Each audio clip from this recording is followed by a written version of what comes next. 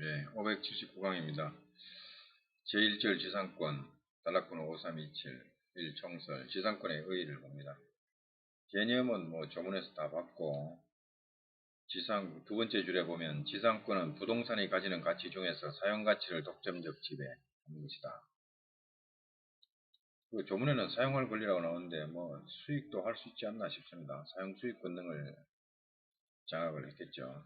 배타적 지배를 합니다. 그 다음에 괄호 2번으로 내려오면은 임차권과 비교를 해놓습니다.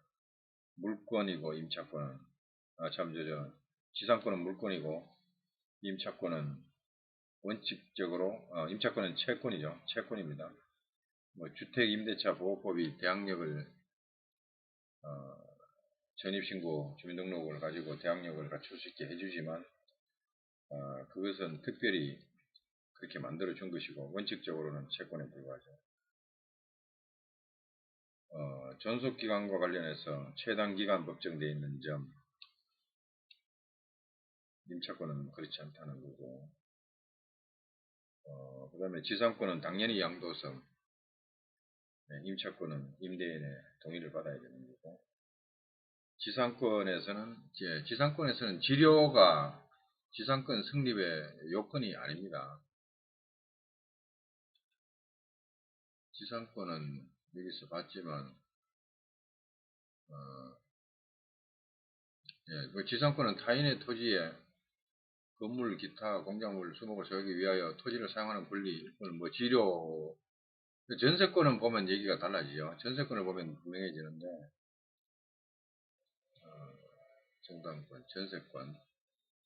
전세권의 경우에는 여기 보면 이런 게 나옵니다. 전세권자는 303조, 전세금을 지급하고 라는 요건이 들어갑니다. 근데 지상권에는 지료를 지급하고 이런 게 없습니다. 임대차 성립 요건이 아니라는 얘기죠. 임대차의 경우에 618조 임대차의 의의 보면 임대차는 당사자 일방이 상대방에게 목적물을 사용 수익하게 할 것을 약정하고 상대방은 이에 대하여 차임을 지급할 것 약정, 차임을 지급할 것을 약정하는 것이 성립 요건이 됩니다. 차임 물론 의무 부담에 불과하지만 차임을 줘야만 성립하는 것은 아니지만 적어도 차임을 주겠다라는 내용은 들어가야 되거든요. 근데 지상권은 지료를 주겠다 하는 내용이 없어도 됩니다.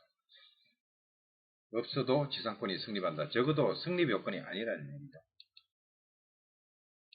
그 다음에 다 읽어보면 알 거고 5328로 내려와서 법적 성질, 지상권은 물권이다, 타물권이다, 양도성, 상속성이 있다. 한 페이지 넘어오면 토지의 지상권은 일필지 토지에 설정되는 게 원칙인데 다만 그 일부 토지의 일부라도 무방하다. 등기법 69조 6호에 있다라고 합니다. 69조 6호를 등기법로 안 찾아놨네. 등기법 부동산 등기법 69조 6호에 보면 나와 있다. 라고 되어 있죠. 부동산 등기법. 여기 부동산 등기법입니다. 69조에 보면 등기관이 지상권 설정에 등기를 할 때 제48조, 여기는 일반적인 사항이겠죠.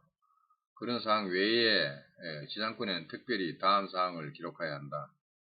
다만 3호부터 5호까지는 등기 원인에 그 약정이 있는 경우에만 기록하고 반드시 기록해야 되는 것은 1호, 2호입니다. 지상권 설정의 목적. 이게 건물 소유 목적이냐, 공작물 소유 목적이냐, 수목 소유 목적이냐 이런 목적을 적어야 될 거고 범위, 이 범위가 전부냐, 일부냐 하는 것을 적어야 돼요. 3호부터 6호까지는 이제 약정이 있을 경우는 존속기한 약정이 있을 수도 있고 없을 수도 있고 지료도 약정이 있으면 등기할 수 있는데 안 적을 수도 있습니다. 지급시기 민법 289조 2항 2랑 후단의 약정 이게 구분지상권 관련해서 나오는 문제 같은데 그 다음에 6호 지상권 설정의 범위가 토지 일부인 경우 여기 나오네요. 자, 지상권 설정의 범위가 토지 일부인 경우도 허용한다 이거죠. 다만 그때는 그 부분을 표시한 도면의 번호를 적는다. 도면을 첨부해야 되겠죠. 신청할 때. 자, 이렇게 보면 지상권 설정에 보면은 토지의 일부일 수도 있다라는 것이 부동산 등기법에 의해서도 분명해졌다 이 말이고, 그 다음에 괄호 3번에 보면 지상권은 용익물권이다. 타인의 토지를 독점적 사용입니다. 물권이기 때문에 상린관계 준용. 그 다음에 괄호 4번에 보면 지상권은 건물, 기타 공작물이나 수목의 소유를 목적으로 타인의 토지를 사용하는 권리인데 다만 부종성이 인정되지 않는다 이 말이죠. 이거는 뭐와 비교하냐면 저당권과 비교하면 됩니다. 저당권은 피담보 채권에 대하여 부종성을 가지죠. 근저당권은 부종성이 완화되어 있지만 보통 저당권의 경우에는 적어도 이론적으로는 피담보 채권이 존재하지 않으면 저당권이 성립할 수가 없습니다.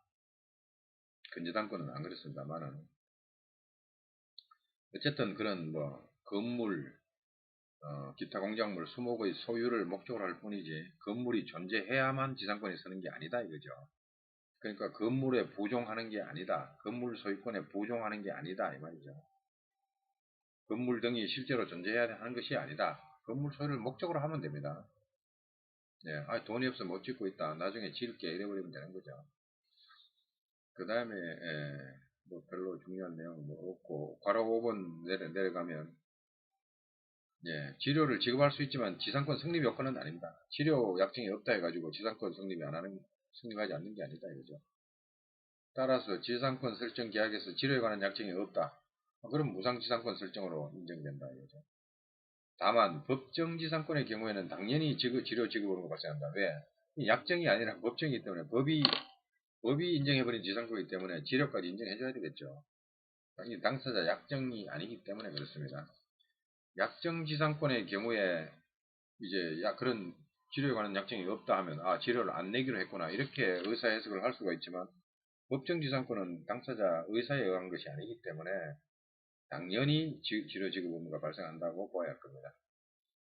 그 다음에 5329 지상권의 성립으로 갑니다. 지상권 성립은 186조에 따라서 지상권 설정 계약 법률 행위를 하고 플러스 등기 공시방법을 갖추면 지상권이 성립합니다. 물권이기 때문에 등기를 갖춰야 성립합니다. 그 다음에 지상권 이전시킬 때도 등기해야 되고 유언으로 할 때도 유언으로 취득할 때는 등기가 필요 없죠. 아니죠. 참 죄송합니다. 상속일 때는 법률상 당연히 상속인에게 지상권이 이전되지만 유언은 법률행위잖아요. 법률행위로 유언이라고 하더라도 법률행위를 할 때는 186조에 따라서 등기를 해야만, 그러니까 유언의 효력 발생은 유언자의 사망으로 유언의 효력이 발생하지만 그 유언이 의무 부담을 한 거 지상권을 취득시켜 주겠다라고 유언을 하더라도 유언의 효력 발생, 법률행위의 효력 발생만으로 물권 변동이 일어나는 게 아니고 유언 집행자가 그것을 등기했을 때 등기함으로써 유언의 효력은 사망 시에 발생하죠. 유언의 효력은. 그러나 그것은 지상권 변동을 목적으로 하는 물권 변동을 목적으로 하는 의무부담행위 법률행위에 불과하고 그것만으로 물권 변동이 일어나지 않습니다. 따라서 186조의 등기까지 갖추었을 때 비로소 물권 변동의 효력이 생긴다. 그죠? 그러니까 유언의 효력 발생 시기와 물권 변동의 효력 발생은 다르죠. 유언의 효력에 플러스 등기 공시방법을 갖추어야 비로소 유언에 따른 물권 변동의 효력이 발생하는 거죠. 자, 여기까지 하고 다음에는 법정 지상권으로 넘어가기로 합니다.